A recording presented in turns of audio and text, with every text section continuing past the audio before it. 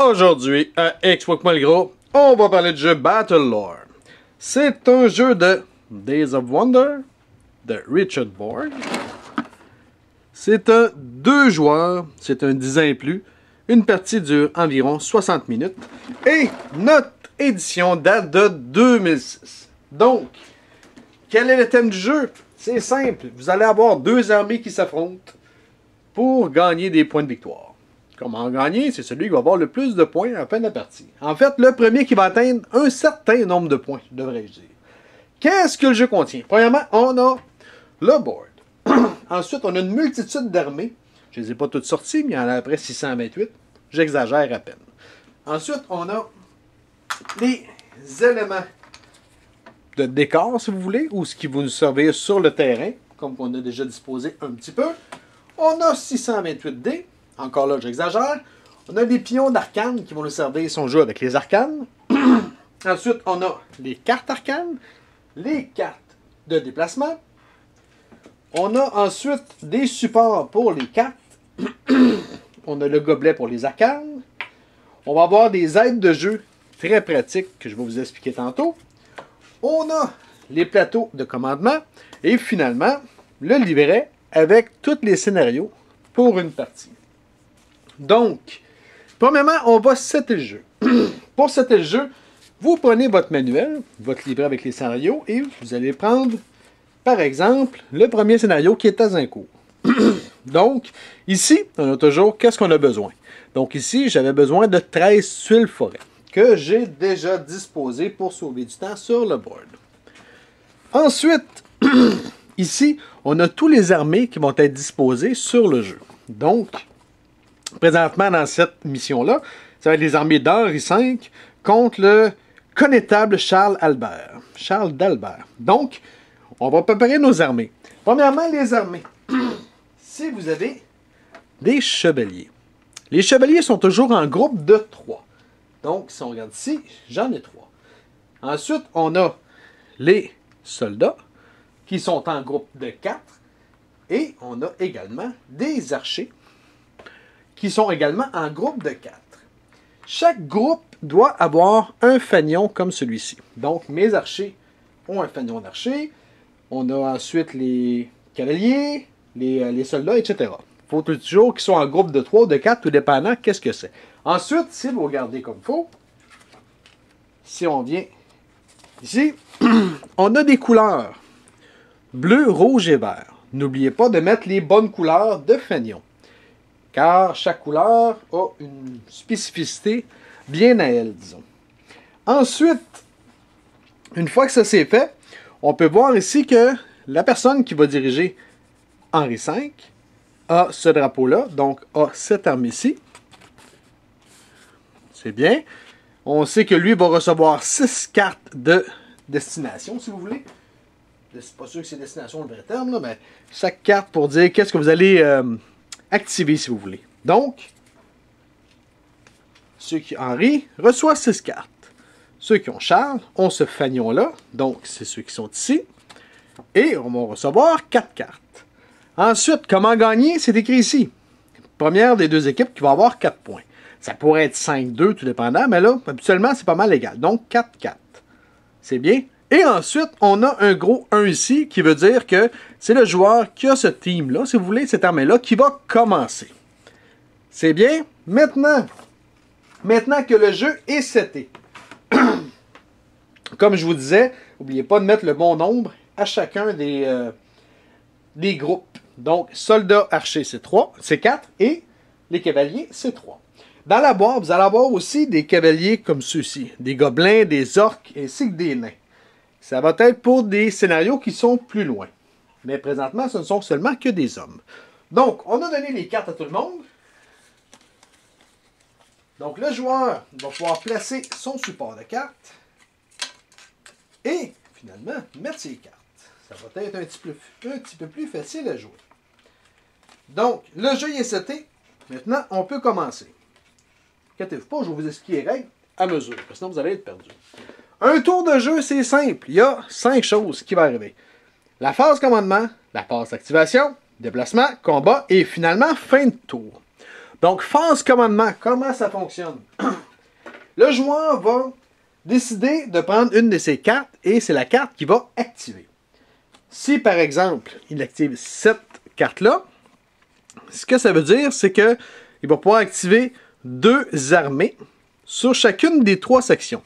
Si vous regardez bien comme il faut, notre board est divisé en 3 sections par des lignes pointillées. Donc, sur cette carte-là, le joueur va pouvoir activer 6 armées s'il le veut. 2 à gauche, 2 au centre et 2 à droite. Donc, il déciderait, par exemple, moi je vais activer L, L, L, L, L puis L. C'est bien, ça veut dire que ça va être ces armées-là qui vont pouvoir bouger, attaquer, etc. pendant le tour. S'il veut, il pourrait prendre L. L, il active seulement qu'une armée du côté gauche. Par contre, quand vous avez des cartes, regardez tout le temps le petit texte en haut. Parce que vous voyez, celle-là, ce que ça va dire, c'est que oui, tu vas jouer juste une armée, mais tu vas pouvoir piger 2 cartes et choisir celle que tu veux dans les 2 après. Mais on va y revenir. Il y a 2 types de cartes. On a des types comme ça, comme ceux que je viens de vous montrer, et il y a également des cartes de tactique qui vont vous donner des petites choses spéciales. Comme par exemple, vous allez activer autant d'armées que vous avez de cartes de commandement qui sont bleues. Donc, j'ai 5 cartes de commandement, donc je pourrais activer 5 armées bleues. C'est un exemple. Vous pouvez avoir une carte qui va vous dire que vous allez copier la dernière carte que votre adversaire a jouée. Donc, première chose à faire avec la phase de commandement, c'est d'activer une carte. Donc, par exemple, je décide de jouer celle-ci, qui est 2-2-2. Donc, je dis à mon adversaire, moi je veux LL, LL, LL. Ça, c'est la phase, je ne parle pas trop vite, ça, c'est la phase d'activation. Donc, je décide quelle armée je veux bouger. Une fois que c'est fait, on va avoir la phase déplacement. Maintenant, pour le déplacement, c'est simple, vous allez aller regarder vos petites cartes. Si on regarde comme il faut, on a des aides de jeu qui vont vous dire de combien vous pouvez bouger. Si vous regardez une armée verte, eh bien, elle peut, je pense c'est vert, oui, elle peut se déplacer de 4 cases et combattre ensuite de 2. Donc ça, c'est pour des cavaliers. Si on regarde les armées bleues, vont pouvoir se déplacer de 3 espaces et ensuite combattre de 3. D. On parle de D. Et rouge va se déplacer de 2 cases et combattre avec 4 dés. Donc, vous regardez sur votre feuille de combien vous pouvez bouger. Les petits cartons comme ça, là, regarde, vous avez les 2 types de fanions. C'est la même chose, les deux. Cassez-vous pas le bicycle. Et ensuite, on a les infanteries. Donc, je prends une infanterie. Vert peut se déplacer de 2 cases et attaquer avec 2 dés. Bleu va bouger de 1 case et combattre avec 3 dés. Ou bien se déplacer de 2 cases, puis après ça, plus rien faire. Et rouge peut se déplacer de 1 case et combattre de 4 dés. Donc, avant de faire votre mouvement, référez-vous à votre carte. Donc, admettons que je décide de jouer mes cavaliers. Eh bien là, je vais faire tout le mouvement des 6 armées que j'ai faites. Donc, cavalier rouge, on dit de 2 cases et combattre de 4 dés. Donc, je pourrais décider de bouger comme ça. Ensuite, pour ceux-là, je peux bouger de 1 case ou de 2. Donc, je décide, mettons, de bouger de 2 cases. Ensuite, ici, j'avais décidé que je voulais activer ceux-là. On va les mettre là. Ceux-là, bleus, on disait que c'était 2 cases. Finalement, ceux-là de 2 et ceux-là de 2. Donc, toutes mes armées ont bougé. Donc, j'ai fait ma phase de mouvement. Ensuite, on a les phases de combat. Présentement, je ne peux faire aucun combat dans ce que j'ai fait. Non, c'est pas vrai. J'ai bougé lui. Non, le seul qui pourrait bouger, ce serait mes archers.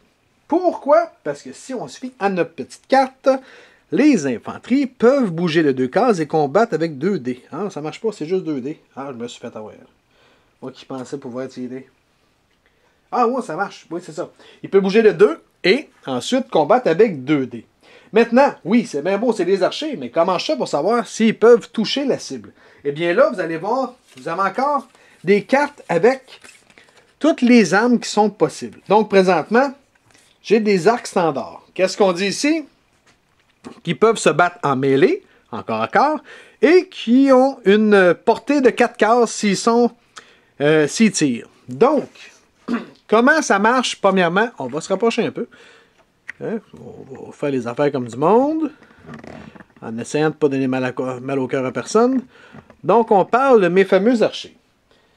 On dit sur notre carte qu'ils ont une portée de 4 cases. Pour savoir, c'est simple, vous allez compter le nombre de cases. Donc, 1, 2, 3, donc il peut toucher ici. 1, 2, 3, il peut toucher là. 1, 2, 3, il peut toucher là. Donc, il peut toucher un peu partout. C'est bien. Si il veut tirer là, 1, 2, 3, 4, ça ne marche pas, il est trop loin. Donc, notre archer pourrait tirer. Maintenant, c'est bien beau s'il peut tirer, mais est-ce qu'il voit la cible? Présentement, c'est simple parce qu'il y a une ligne qui est vraiment visible. Si vous avez un doute, c'est simple. Vous prenez le centre de la tuile où est-ce que vous êtes et vous regardez si son centre peut voir le centre de l'autre pièce. Donc, si on regarde ici, si on aurait une règle, on voit bien que le centre touche. Si on aurait une forêt ici, eh bien là, le centre ne touche pas puisqu'il va être caché par le petit bout de forêt qu'il y a là. C'est bien. Maintenant, admettons qu'on a une forêt ici et que notre ennemi est là. Présentement, on est correct puisque si on regarde le centre est libre. Par contre, s'il y aurait une forêt de chaque bord, là, il serait dans le trouble parce qu'il ne le voit pas du tout. Et c'est la même chose si c'était une armée. Qu'elle soit amie ou ennemie, s'il y a une armée là, eh bien là, le centre est correct. Mais s'il y aurait une armée de chaque bord, eh bien là, le centre, il est caché. Donc, il ne pourrait pas tirer. Donc, OK, on sait que présentement, il voit la cible, on est correct, puis le nombre de cases entre les deux marche. Good, ça marche. Maintenant, comment ça marche pour se taper dessus? C'est simple. On va regarder notre fameuse carte qui disait tantôt qu'il peut se déplacer de 2 et combattre avec 2 dés. Donc, il va pouvoir prendre 2 dés. OK, c'est bien beau, mais qu'est-ce qu'il y a sur nos dés? C'est simple. Nos dés, ils ont toujours une face rouge. Il va en avoir une bleue. Et il va en avoir une verte. Ensuite, on a l'épée sur bouclier. On a un drapeau.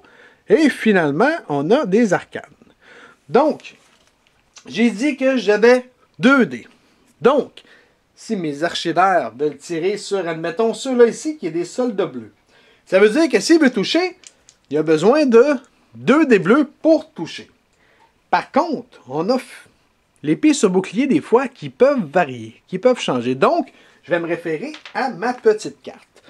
La petite carte me dit que y a-t-il un spécial? Le seul spécial qu'il y a, c'est lorsqu'il y a une attaque en mouvement, il faut que je réduise le nombre de dés de 1. Est-ce qu'on a bougé? Oui, on a bougé, donc j'ai seulement qu'un dé. C'est ce que ma carte me dit. Et je n'ai pas de bonus pour ce qui est des épées sur bouclier. Donc, je vais brasser un dé. Je brasse un dé. J'ai une armée verte. J'essayais de viser bleu. Ça ne marche pas. Je n'ai pas réussi à toucher. Si j'aurais eu un petit casque bleu, eh bien là, l'adversaire aurait perdu un bonhomme. C'est bien. Maintenant, comment ça marche pour les corps à corps? Admettons qu'on serait en corps à corps. Donc, cette armée-là et celle-ci. Et admettons qu'on est comme ça, en corps à corps. OK? De quelle façon? Ah, mieux que ça. Je vais faire mieux que ça. On va le mettre lui. Oh, c'est bon ça. C'est bon ça. J'ai le goût de chialer pour rien. Donc, ici, on a un corps à corps. C'est au joueur ici à jouer avec ce fanion-là. Donc, admettons qu'il n'a pas bougé. Donc, s'il n'a pas bougé, on va aller regarder notre petite carte. Qu'est-ce qu'on dit sur notre carte? Il peut se déplacer d'une case et attaquer avec 3D, ou il peut se déplacer de 2 cases et rien attaquer. Là, il s'est même pas déplacé, donc j'ai droit à 3D. Donc, on va faire la même chose que tantôt. Je vais prendre 3D et je vais brasser. Ici, on a des archers. C'est vert, ça? Je pense qu'ils sont verts. On a des archers verts. Donc, on va regarder premièrement mon arme. Moi, j'ai une épée courte standard. Qu'est-ce que ma carte me dit? Blablabla. J'ai un avantage offensif sur les boucliers. Sur les épées sur bouclier. Ça veut dire que sur épée et bouclier, je touche. C'est bien. Et j'ai un spécial contre les unités de cavalerie. Les cavaliers, si je les touche avec des épées sur bouclier, eh bien eux autres, il y en a un qui vont carrément oublier. Qu'est-ce que ça veut dire en français courant? Donc moi, je veux battre des archivères. Ça veut dire que sur les archivères, comme les casques verts comme ça, si j'obtiens ça, je touche. Ça veut dire également que si j'obtiens un épée sur bouclier, je touche. Donc, je brasse. Comme ça, j'ai... Hey, c'est bon, c'est pas pire comme jet de dés. J'ai obtenu 2 épées sur bouclier et un petit bonhomme vert. Donc, je touche 3 fois. Donc, mon ennemi va perdre 3 bonhommes qu'il va mettre de côté. Tout simplement. Si j'étais en train de me battre avec le même jet de dés, mais que j'étais, au lieu d'être sur des archers, j'essaierais de taper, admettons, des cavaliers. Qu'est-ce qu'on a dit tantôt? C'est que sur les épées sur bouclier, le premier, il est ignoré. Donc, si j'obtiens ce jet de dés-là, comme on le faisait tantôt, eh bien, je ferais 2 de dommages. Un, parce que j'ai un casque rouge. Celui-là, je l'oublie parce que le premier, vu que c'est un cavalier, il l'oublie, mais lui, il va toucher quand même. Donc, les cavaliers adverses en perdraient 2. C'est bien? Maintenant qu'on a parlé de comment est-ce qu'on fait pour se taper dessus, lorsque c'est un corps à corps, si, admettons, que je réussis à toucher et que mon ennemi décède, j'en ai plus, j'ai réussi à y enlever les 3. Si je veux, je peux prendre la position. Donc, puisque la case est libre, je peux avancer. C'est la même chose si mon ennemi, admettons que sur mon jet de dés, j'aurais pris des splendides petits drapeaux. Ça veut dire que l'ennemi part en retrait. Ça veut dire qu'il se pousse. Donc, si j'ai, admettons, j'ai obtenu ça comme ça, lorsque j'ai brassé mes dés, qu'est-ce que ça veut dire? On va-tu finir par le voir comme du monde? Ah oui, donc, aide-moi un petit peu. Ah, bon, ça veut dire, premièrement, mais les cavaliers que j'essaie de toucher sont rouges. Donc, les cavaliers vont perdre un bonhomme. Celui-là, on a dit tantôt qu'il était ignoré, parce que c'est les cavaliers, et il y a un drapeau. Donc, l'adversaire va premièrement perdre un cavalier, parce qu'il est mort à cause de mon dé. Ensuite, le deuxième, il est ignoré, et finalement, il va reculer à cause du drapeau. Puisque la case est libérée, je peux prendre possession de la case. Donc, s'il meurt ou s'il recule, je peux prendre la possession de la case. C'est bien? Maintenant, par contre, si c'est l'inverse, admettons que c'est les cavaliers qui veulent taper sur l'infanterie bleue. OK? Donc, si c'est les cavaliers, on va regarder notre carte de cavalier. On dit que les cavaliers rouges peuvent se déplacer de 2 cases et combattre avec 4 dés. Donc, là, j'ai 4 dés. C'est bien. Donc, j'ai 4 dés. Je me bats contre des bleus. Donc, sur des casques bleus, je vais toucher. Maintenant, on va regarder mon arme. Sur les cavaliers, c'est des épées longues. Qu'est-ce qu'on dit pour les épées longues? On dit que selon la couleur, il y a un avantage offensif. Encore comme tantôt. Donc, les cavaliers vont toucher sur les casques bleus et sur les épées sur bouclier. Donc, je vais brasser les 4 dés. Mettons que je pogne comme ça. Qu'est-ce que ça va nous donner? Premièrement, j'ai un casque vert. Ça ne change absolument rien puisque ce sont des bleus. Donc lui, on l'oublie. J'ai obtenu un casque rouge. C'est des bleus, j'ai dit. Fait que ça fait rien. Ensuite, j'ai 2 drapeaux. Qu'est-ce que ça veut dire les drapeaux?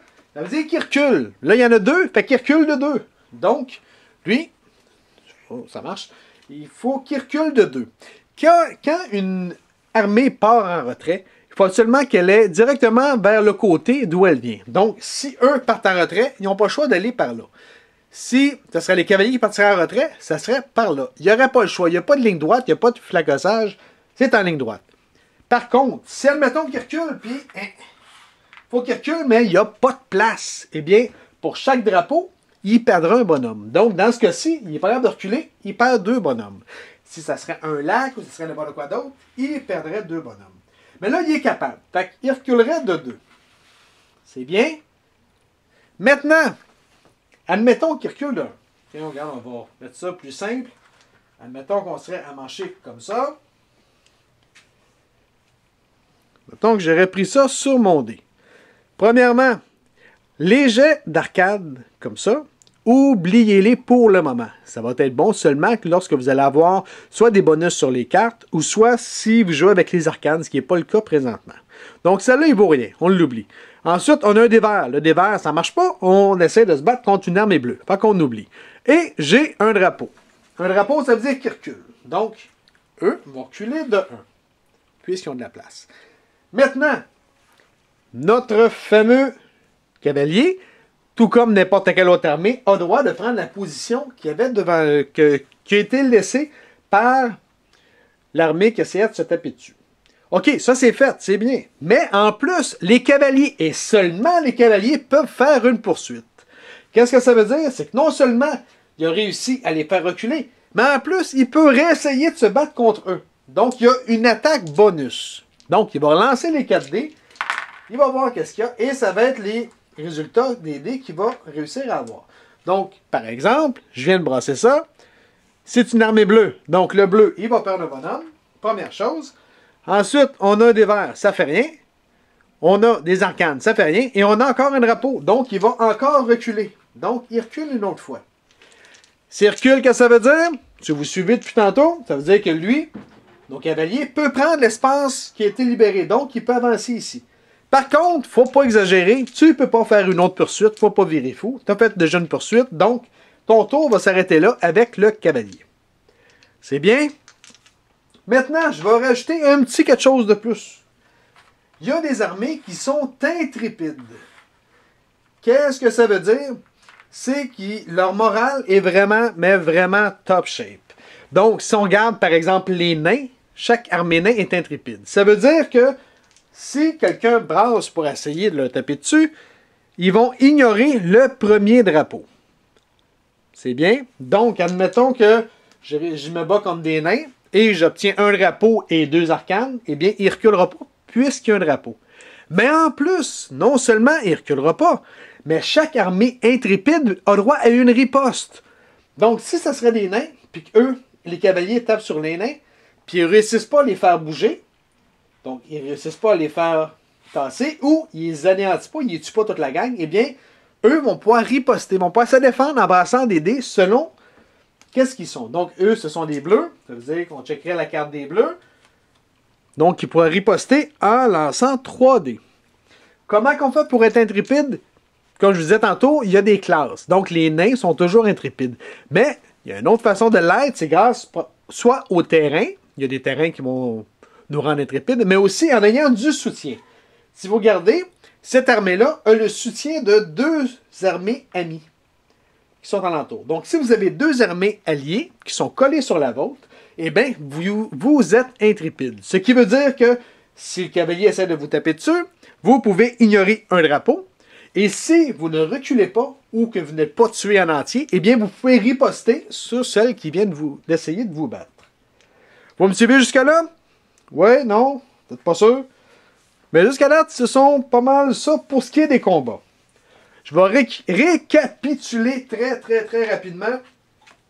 Quand vous voulez vous battre, c'est simple. Vous vous fiez premièrement à vos cartes pour savoir combien de dés et combien de mouvements chacune de vos armées a droit. Ensuite, référez-vous, j'ai de la misère avec mes mots, à votre arme. Parce que chaque arme a une spécificité. Soit vous allez pouvoir peut-être toucher avec des épées sur bouclier, ou bien, comme on a vu tantôt, avec les archers, si vous bougez, bien, vous avez un dé de moins, etc. Donc, fiez-vous à ça. Lorsque vous vous battez, si vous êtes soutenu, vous allez pouvoir oublier un dé de drapeau de retrait. Et si vous ne bougez pas et que vous n'êtes pas ralenti, vous allez pouvoir faire une riposte sur l'autre. Soit dit en passant, si vous faites une riposte, vous pouvez avancer, prendre la position s'il recule. Par contre, vous ne pouvez pas faire de poursuite sur une riposte. Ensuite, si jamais vous voulez vous tirer, parce que vous êtes un archer, n'oubliez pas de regarder la portée auquel vous avez droit. Et une chose importante, admettons que c'est à moi et je veux tirer sur lui. Mais si je suis encore à corps avec un autre joueur, avec une autre unité ennemie, je ne peux pas tirer sur l'autre. Je n'ai pas le choix de me battre encore à corps avant de tirer. Donc, y a-t-il d'autres choses que j'ai oubliées? N'oubliez pas, lorsque vous faites votre mouvement ou vos combats, de vérifier les terrains. Si vous êtes, par exemple, ici, un petit peu partout, on avait des forêts. Eh bien, vous pouvez regarder sur vos cartes, qu'est-ce que ça donne, les forêts. Si on regarde, par exemple, ici, une forêt, ça bloque la ligne de mire.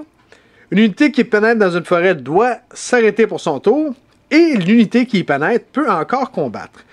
On voit ici que vous soyez attaquant ou défendant, une armée qui est sur une forêt, eh bien, vous avez seulement 2 dés max. Donc, regardez aussi les cartes qui ont rapport avec les terrains qui sont avoisinants. Maintenant, 2-3 petites choses très importantes. Admettons que, ici, pendant que je m'amuse follement, j'avais 2 armées comme ça, qui étaient semblables, et celle-là, j'ai perdu 3, puis celle-là, j'ai perdu 2. Il m'en reste seulement que 2 d'un bord et 1 de l'autre. Eh bien, je ne peux pas les jumeler ensemble. Ça reste quand même 2 unités distinctes. Même s'il y a juste un bonhomme, eh bien, lorsqu'il va attaquer, si je prends ma petite carte ici, même s'il attaque, il a quand même droit à 3 dés. Même s'il y en a juste un. Même si lui, il y en a 2, il y a également 3 dés. Comme je vous dis, on ne peut pas jumeler les armées ensemble. Ensuite, qu'est-ce qu'on fait si, admettons, je suis ici, et lui, il décède? Eh bien, c'est comme ça qu'on va calculer les points. Si vous regardez sur le board, ici, on va enlever ça un petit peu. Si on regarde ici, vous avez des médailles. Donc, si je réussis à détruire mon ennemi, eh bien, je vais mettre ça ici. Et si on se rappelle, notre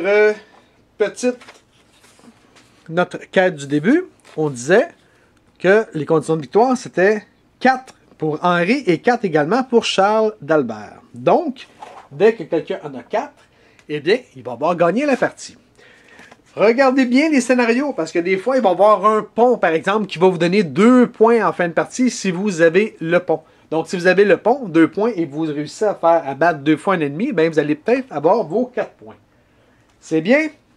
Maintenant, OK, là, commandement, qu'est-ce qu'on fait? On choisit une carte et on active. Et on choisit les bonhommes qu'on veut avec l'activation. Donc, on choisit notre carte, on active les armées, on fait le déplacement, on fait les combats et finalement, fin de tour. Fin de tour, c'est simple, vous allez piger votre nouvelle carte.